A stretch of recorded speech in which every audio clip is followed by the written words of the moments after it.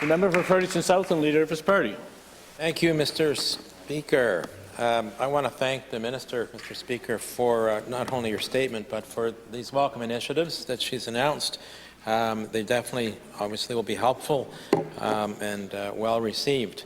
I appreciate the amount of time she takes in presenting ministerial statements, because that gives us a lot of time to comment on them. So while she is in the mode of having her head down and working hard, which is clearly obvious to, I think, all of us, that I'll make some suggestions that she could add to her to-do list as she works along. So let's start with the need for an actual department for seniors, so that seniors' issues can get the kind of full treatment they deserve, comprehensively, with staff in a dedicated department. There's already a minister, but the minister could use probably their own department, and would reduce the tremendous work on the Minister for Social Development and Housing, because of the size of her department is currently immense, and this would probably help.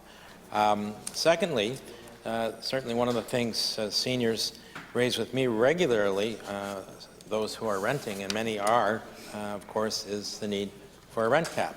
Now, I'm not just bringing this up because we continually advocated for rent cap, but I'm hearing it from seniors who say this would be the biggest help for them in terms of affordability, is to have a rent cap in place so that they can have some sense of security that they're not going to face a rent increase they won't be able to afford and have to leave. And those seniors in some of the buildings I've been in will name neighbors who had to leave with regret in their voice, seriously, because they couldn't afford the rent increase and had to find some other way to house themselves. So the rent cap. Also, in our nursing homes, Mr. Speaker, there are a couple of things there. For low-income seniors, they have something called a comfort and clothing allowance, $135 a month.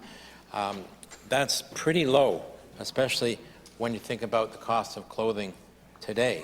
I know we just had to purchase clothing for my mother, who's in a nursing home, and of course she is not fallen in this category, but for those who are, I can tell you it would be hard pressed to get much in the way of clothing for $135. And remember, one of the things that happens in senior homes is people often lose weight a lot because of their particular situations and conditions, and so their clothing has to be replaced.